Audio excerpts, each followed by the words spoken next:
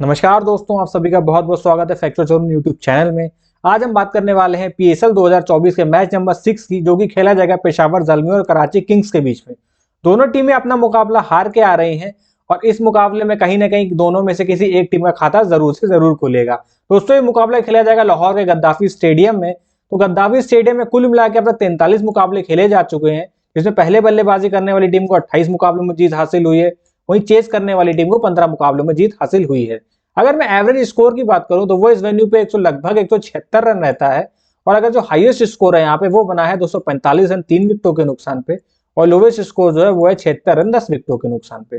दोस्तों, अगर मैं स्कोरिंग पैटर्न की बात करूं तो 150 से कम यहाँ पे 7 बार बने हैं, 150 से 170 के बीच यहाँ पे 10 मुकाबलों में बना है, और 190 प्लस का आंकड़ा यहाँ पे 13 बार बन चुका है।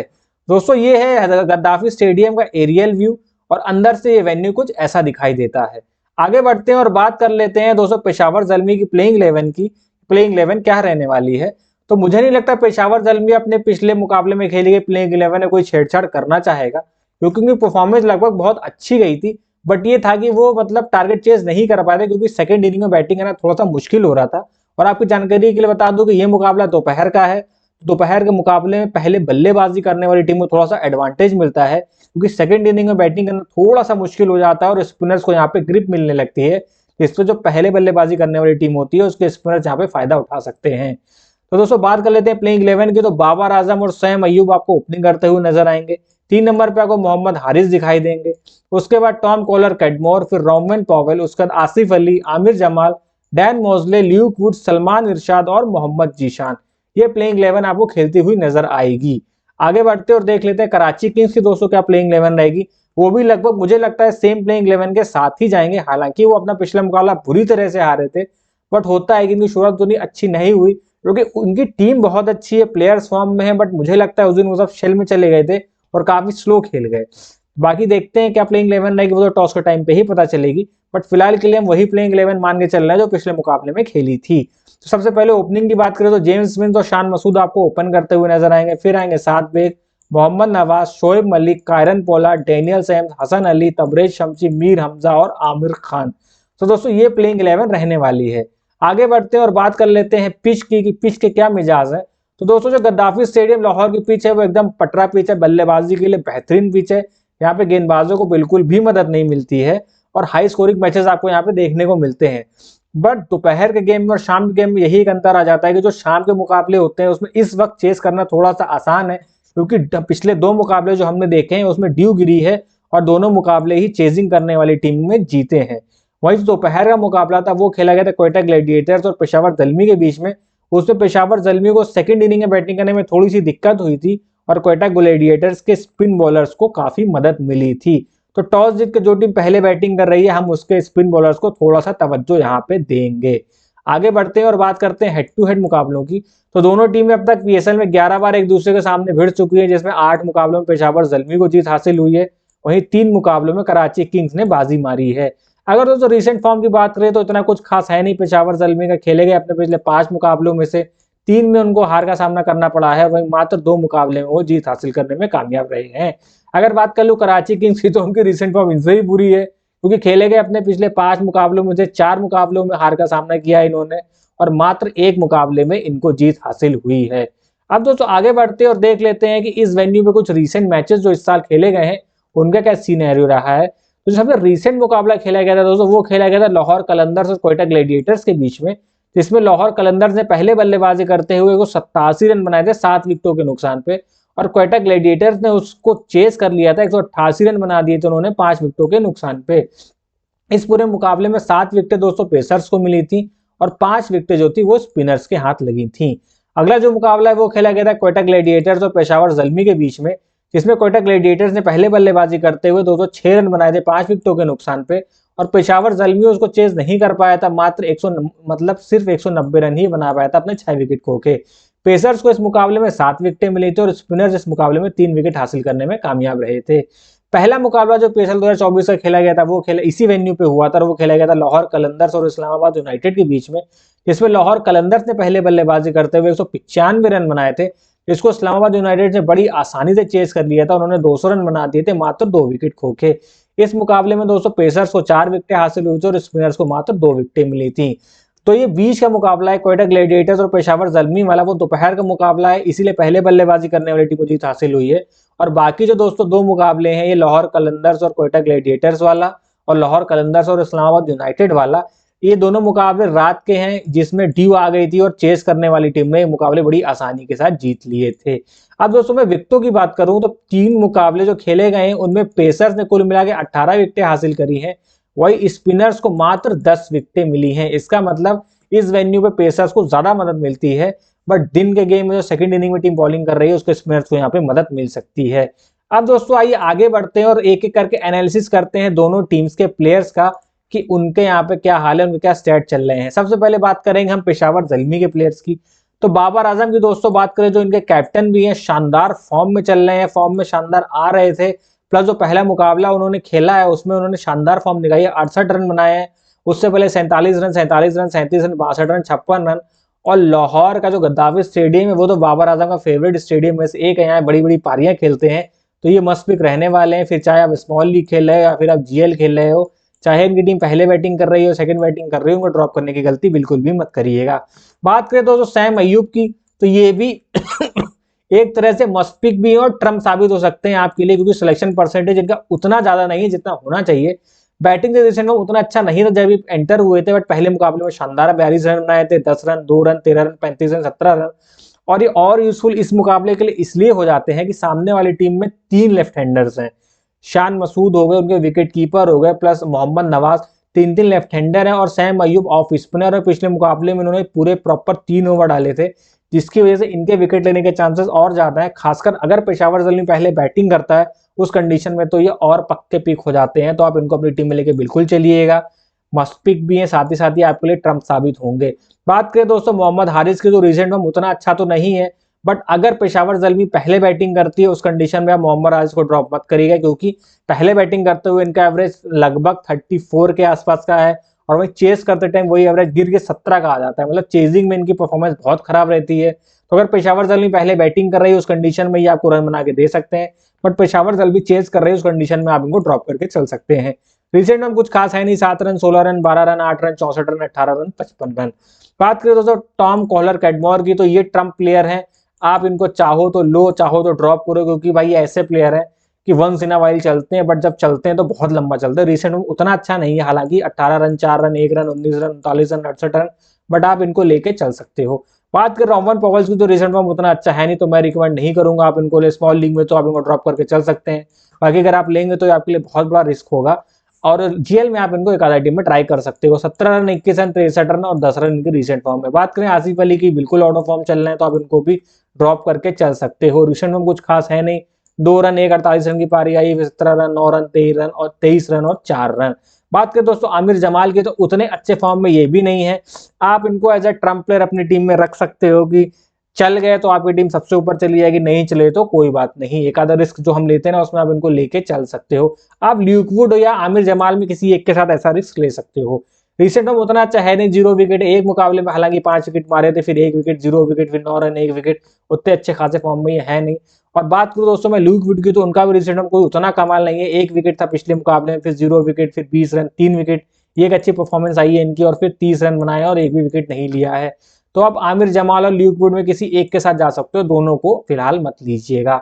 आगे बात करें डैन मॉसली की, तो दोस्तों ये भी अच्छे बैटिंग ऑलराउंडर हैं, ऑफ स्पिन कराते हैं, पिछले मुकाबले में भी 3 ओवर डाल लेते हैं और परफॉर्मेंस अच्छा रहता है, तो आप इनको अपनी टीम में लेके चल सकते हो। खासकर अगर पेशावर ज़ल्मी पहले बैटिंग कर रहा है तब तो आप इनको बिल्कुल अपनी टीम में लेके चलिएगा। रिसेंट फॉर्म की मैं बात करूँ तो 11 रन है, 0 विकेट है, 2 रन, 2 विकेट, 11 रन, 1 विकेट, तो ठीक ऑप्शन बन जाते हैं आपके लिए, और ये ट्रम्प प्लेयर भी साबित हो सकते हैं कल के मुकाबले में। आगे बढ़ते दोस्तों बात करते हैं सलमान निशात की, तो भाई ये तो मस्त पिक है, इनको क्या ही आप ड्रॉप करोगे। रिसेंट फॉर्म देख लो कितना तगड़ा है, पिछले मुकाबले में जहां से आप पिट रहे थे वहां कितनी शानदार बॉलिंग कराई थी और 3 विकेटें मारी थी। आगे रिसेंट फॉर्म इनका अच्छा, 3 विकेट, 2 विकेट, एक मैच में खाली विकेट लेस गए थे, फिर 2 विकेट, 0 विकेट, 1 विकेट, तो अच्छे फॉर्म में है। बात करो मोहम्मद जीशान की, तो आप मोहम्मद जीशान को 50-50 है दोस्तों। मोहम्मद जीशान का ये ट्रम्प प्लेयर साबित होंगे, क्योंकि इतना अच्छा इनका परफॉर्मेंस रिसेंट रहा नहीं है। एक आधा विकेट ले लेते तो सदा विकेट मारते नहीं है, 1 विकेट है, 0 विकेट, 1 विकेट, 1 विकेट, 1 विकेट, चाहो तो आप इनको ले सकते हो, चाहो तो आप इनको ड्रॉप भी कर सकते हो। तो दोस्तों ये था पूरा पेशावर ज़ल्मी के प्लेयर्स का स्टेप बाय स्टेप एनालिसिस। अब आप लोगों के लिए एक इन्फॉर्मेशन है कि हमारा टेलीग्राम चैनल दोस्तों जो है वो लाइव हो चुका है। लिंक आपको डिस्क्रिप्शन में मिल जाएगा, पिन कमेंट मिल जाएगा, तो जल्दी जाइए हमारे चैनल को ज्वाइन करिए। या फिर आप टेलीग्राम में जाके फैक्चुअल जरूर टाइप करेंगे तो भी आप हमारे चैनल पे आ जाएंगे।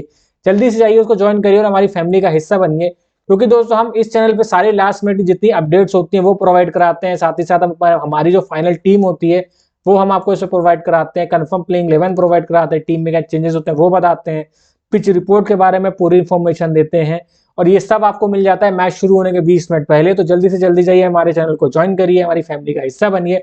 और मजे की बात दोस्तों ये है कि ये चैनल एकदम फ्री है, हम इसका कोई भी चार्ज नहीं करते हैं। अब वापस आ जाते हैं अपने वीडियो पे और बात कर लेते हैं कराची किंग्स की प्लेइंग 11 के प्लेयर्स की एक एक करके। सबसे पहले बात करेंगे जेम्स विंस की दोस्तों। बहुत अच्छे फॉर्म के साथ ये पीएसएल में एंटर हुए हैं, बट पहले मुकाबले में फ्लॉप गए थे। बट आज के मुकाबले में ये अच्छी कैप्टन या वाइस कैप्टन की चॉइस बनते हैं। बाबर आजम के साथ अगर आप जा रहे हैं तो बाबर आजम कैप्टन और जेम्स विंस को आप वाइस कैप्टन रख के चल सकते हैं। पिछले मुकाबले में हालांकि सिर्फ 5 रन बनाए थे, बाकी 58 रन, 0 रन, 50 रन, 59 रन की अच्छी पारियां इनकी हैं। अगले जो है वो है शान मसूद, तो इनकी रिसेंट फॉर्म बहुत तगड़ी है। पिछले मुकाबले में 30 रन बनाए थे, फिर 41 रन, फिर 99, 35, 121। तो आप इनको अपनी टीम में लेके बिल्कुल चल सकते हैं। और एक बात और है कि थोड़ा सा स्लो खेलते हैं, जिसके चलते ये टीम की तो नैया डुबो देते हैं, बट आपको अच्छे खासे फैंटेसी पॉइंट दे के जाएंगे। वही बात है तो 7 बैक की, तो नए हैं, उतना अच्छा कोई परफॉर्मेंस आया नहीं है। पिछला मुकाबला भी ठीक नहीं गया था, रिसेंट फॉर्म भी उतना अच्छा है नहीं, तो आप इनको ड्रॉप करके चल सकते हैं। बात करें मोहम्मद नवाज की, तो दोस्तों इनको भी आप ड्रॉप करके चल सकते हैं। इतना अच्छा कुछ फॉर्म है नहीं, 7 run, 0 wicket, 0 wicket, 38 run, 0 wicket. हाँ, पिछले मुकाबले में उन्होंने मात्र 1 ओवर डाला था, इस वजह से मुझे लगता है कि इस मुकाबले में भी शायद इनको ओवर इनके कट जाएं, जिसके चलते आप इनको ड्रॉप करके चल सकते हो। या फिर आप अपनी टीम रखोगे तो ये ज़्यादा डिफरेंशियल पिक ही होंगे, और क्योंकि स्मॉल लीग खेल रहे हो तो उसमें तो बहुत बड़ा रिस्क हो जाएगा। बात करूँ शोएब मलिक की दोस्तों, तो ये मस्त पिक है। बॉलिंग से भी 1-2 ओवर डाल के देंगे, साथ ही साथ बैटिंग भी अच्छी कर रहे हैं। रिसेंट फॉर्म भी ठीक ठाक है, 53 रन बनाए थे पिछले मुकाबले में, फिर 10 रन, फिर 19 रन, तो आप इनको अपनी टीम में बिल्कुल ट्राई कर सकते हो। बात करूँ कायरन पोलार्ड की, तो भाई रिसेंट फॉर्म बहुत अच्छा है, ये आपके लिए ट्रम्प साबित होंगे। सिलेक्शन रेशियो इनका कम है और आप इनको अपनी टीम में एज एन ऑलराउंडर लेके चल सकते हो। बैटिंग से भी पॉइंट देंगे, साउथ अफ्रीका टी20 लीग में अच्छा खेला, ये टी20 लीग में परफॉर्मेंस ठीक था। प्लस साथ ही साथ दोस्तों मैं बात करूँ, अगर ये बॉलिंग डाल नहीं रहे, अगर उन्होंने एक आधा ओवर डाल दिया तो एक आधा विकेट भी निकाल के ले जाएंगे। खासकर अगर कराची की सेकंड बॉलिंग करा रही है तो मुझे लगता है कि कायरन पोलार्ड 1-2 ओवर तो जरूर कराएंगे। तो रिसेंट फॉर्म इनका ठीक ठाक है, 28 रन, 27 रन, 8 रन, 40 रन, तो आप इनको एज ए ट्रम्प पर अपनी टीम में शामिल कर सकते हो। बात करो डेनियल सैम्स की, तो दोस्तों ये फिक्स बनते नजर आते हैं आपकी टीम के लिए, फिक्स प्लेयर, तो आप इनको ड्रॉप बिल्कुल मत करिएगा। रिसेंट फॉर्म ठीक ठाक है, 1 विकेट है, 0 विकेट है, 1 विकेट है, 1 विकेट है। पर डेनियल सैम्स जैसा बॉलर ऐसा है ना, जो पूरे 4 ओवर डालता है, स्टार्टिंग में भी एक आधा ओवर डाल देगा, मिडिल में भी आएगा, डेथ में भी जाएगा, तो इनके विकेट लेने के चांसेस थोड़े से ज्यादा हैं, तो आप इनको अपनी टीम में लेके चल सकते हैं। बैटिंग भी ठीक ठाक ही कर लेते हैं। बात करें दोस्तों हसन अली के, तो उतने अच्छे फॉर्म में है नहीं, तो आप इनको चाहो तो ड्रॉप करके भी चल सकते हो। Recent form 1 wicket, 1 wicket, 1 wicket, 0 wicket है, तो कुछ खास कमाल ये कर नहीं रहे हैं फिलहाल, तो आप चाहो तो इनको ड्रॉप करके चल सकते हो। बाकी दोस्तों मैं बात करूँ तबरेज शमशी की, तो पूरे प्रॉपर 4 ओवर डालेंगे, तो आप इनको तवज्जो दे सकते हो फिलहाल के लिए। तवज्जो, हाँ, तबरेज शमशी को आप तवज्जो बिल्कुल दे के चलिएगा, क्योंकि जो पेशावर जल्मी की टीम है वो स्पिन को उतना अच्छा नहीं खेल रही है। पिछले मुकाबले में भी वो स्पिन की वजह से फंसे थे। तबरेज शमशी एकमात्र ऐसे बॉलर हैं जो इस टीम में को ट्रबल में डाल सकते हैं। अगर मैं बाबर आजम को हटा दूं उस टीम से, उसके अलावा सारे ही बैट्समैन स्पिन में फंसते हैं, तो तबरेज शमशी तो आपके लिए मस्ट पिक बनते हुए नजर आ रहे हैं, खासकर तब जब कराची किंग्स सेकंड बॉलिंग करे। बात करें मीर हमजा की, तो उतना अच्छे हैं नहीं, आप चाहो तो उनको ले सकते हो, चाहो तो आप उनको ड्रॉप करके भी चल सकते हो। वही आमिर खान का सीन है कि ये स्विंग बॉलर है, स्टार्टिंग में इनको 1-2 ओवर पावर प्ले में बॉलिंग करने को मिलेगा। लास्ट मुकाबले में तो मात्र 1 ओवर ही मिला था, क्योंकि कराची किंग्स के पास बॉलिंग के बहुत सारे ऑप्शन है। तो अब ये होंगे तो आप इनको एज अ ट्रम्प ही अपनी टीम में ट्राई कर सकते हो, और चाहो तो आप इनको ड्रॉप भी कर सकते हो। रिसेंट में कुछ खास है नहीं, 0 wicket, 1 wicket, 4 wicket, 0 wicket, 2 wicket, but Tabraiz Shamsi इस टीम से, साथ ही साथ डेनियल सैम्स, ये 2 ऐसे बॉलर हैं जिनको आप बिल्कुल भी ड्रॉप करके मत चलिएगा। दोस्तों ये था पूरा प्लेयर्स का एनालिसिस एक एक करके। अब आगे बढ़ते हैं और देख लेते हैं कि इस वेन्यू में 3 बेस्ट परफॉर्मर कौन से रहे हैं पिछले 5 सालों में। सबसे पहले बाबर आजम, मैंने स्टार्टिंग में बताया था, 5 मैचेस में 44.2 की इनकी औसत है और 148.32 का स्ट्राइक रेट है, तो मतलब इस वेन्यू पे अच्छा खासा परफॉर्मेंस देते हैं। फिर आते हैं शोएब मलिक, उनके आंकड़े भी इस वेन्यू में बहुत अच्छे हैं। 5 मैचेस में 42.8 की इनकी एवरेज है और 137.17 का स्ट्राइक रेट है। फिर आते हैं कायरन पोलार्ड, 3 मुकाबले, 38.3 की एवरेज और 147.43 का स्ट्राइक रेट है। तो आप इन तीनों को ही अपनी टीम में ले चल सकते हैं, अच्छे प्लेयर हैं और वेन्यू पे परफॉर्मेंस अच्छा है, तो हो सकता है कल के मुकाबले में भी परफॉर्मेंस अच्छा तीनों दे जाएं और आपकी टीम को फायदा हो जाए। आगे बढ़ते हैं और बॉलिंग की बात कर लेते हैं। सबसे पहले बात करें खुर्रम शहजाद, तो 2 मैचेस 2.5 का एवरेज है इनका, 7.8 की इकॉनमी, बट पिछले मुकाबले खेले नहीं थे। अगर ये मुकाबला नहीं खेलते हैं तो भाई इनको क्या ही मतलब है टीम में लेने का। फिर बात करें नवीन उलग की, तो वो भी इस हिस्सा नहीं रहेंगे क्योंकि वो अपनी नेशनल ड्यूटी पे हैं। पर इनका स्टैट बता दें तो 1 मुकाबला खेला है, 2 की एवरेज है, 9 की इनकी इकॉनमी, हालांकि इकॉनमी हाई है, बट होते तो इनको मैं अपनी टीम में जरूर लेता। फिर बात करूँ तबरेज शमशी की, मैंने बताया ही है कि सामने वाली टीम एक तो स्पिनर अच्छा खेल नहीं रही, साथ ही साथ इनका परफॉर्मेंस इस वेन्यू पे इतना अच्छा है, 3 मैचेस में 2 की एवरेज और 5.1 का इकॉनमी है, तो तबरेज शमशी भी मस्ट पिक बनते हुए नजर आ रहे हैं। आप इनको ड्रॉप करके बिल्कुल भी मत चलिएगा। तो दोस्तों ये था पूरा आपके सामने एनालिसिस। अब आगे बढ़ते हैं और देख लेते हैं इस एनालिसिस के बेसिस पे हमने जो टीम बनाई है वो क्या रहने वाली है। दोस्तों जो हमारी टीम है उसमें हमने मोहम्मद हारिस को विकेट कीपर लिया है। वो उस सिनेरियो में लिया है जब मैं मान के चल रहा हूँ कि पेशावर जल्मी जो है वो पहले बैटिंग कर रही है। उसके बाद बैटिंग की मैं बात कर दूं दोस्तों, तो Kieron Pollard, James Smith, Babar Azam और सैम अय्यूब मेरे बैट्समैन हैं। ऑलराउंडर सेक्शन की बात करूं तो मैं शोएब मलिक, डेनियल सैम्स और डैन मूजले, और बॉलिंग में मैंने ल्यूक वुड, मीर हमजा और सलमान इरशाद को लिया है। वहीं दोस्तों अगर मैं चेंजेस की बात करूं, वहीं पेशावर जल्मी मान लो सेकंड बैटिंग करने आ जाती है, तो उस कंडीशन में मैं मोहम्मद हारिस को ड्रॉप कर सकता हूं। साथ ही साथ मैं ल्यूक वुड या मीर हमजा में से किसी की जगह पे मैं तबरेज शमशी को खिलाऊंगा। अगर सेकंड बॉलिंग कराने आएगी तो उस कंडीशन में तबरेज शमशी को अपनी टीम में डालूंगा। बाकी जो भी, ये हमारी फाइनल टीम नहीं है, फाइनल टीम आपको हमारे टेलीग्राम चैनल पर मिल जाएगी, जल्दी से लिंक डिस्क्रिप्शन में, पिन कमेंट में, हमारे चैनल को ज्वाइन करिए। सारी इन्फॉर्मेशन मैं आपको 20 मिनट पहले दे दूंगा। हमारी जो फाइनल टीम है वो मैं आपको 20 मिनट पहले प्रोवाइड करवा दूंगा। जो थोड़े बहुत चेंजेस हो गए उनको हिसाब से हम अपनी टीम में एडजस्ट करने के लिए, बट फिलहाल के लिए हमारी यही टीम रहेगी। आप इसी टीम को सेव कर लीजिए। बहुत ज्यादा चेंजेस नहीं होंगे तो इक्का दुक्का चेंजेस होंगे जिनके बारे में मैंने आपको बता दिया, बट फिर भी कोई नए प्लेयर का इंक्लूजन होता है और मुझे लगता है जरूरी है तो मैं उस प्लेयर के साथ भी जा सकता हूं। तो दोस्तों मैं आप सभी से उम्मीद करूंगा कि आपको मेरा आज का वीडियो पसंद आया होगा। अगर आपको आज का वीडियो मेरा पसंद आया तो हमारे इस वीडियो को कर दीजिए लाइक, हमारे चैनल को कर दीजिए सब्सक्राइब, और ज्यादा से ज्यादा फैंटेसी लवर्स के साथ हमारे इस वीडियो को शेयर करिएगा। तो आज की वीडियो में बस इतना ही, फिर मिलेंगे अगले वीडियो में, तब तक के लिए नमस्कार, जय हिंद, बाय बाय।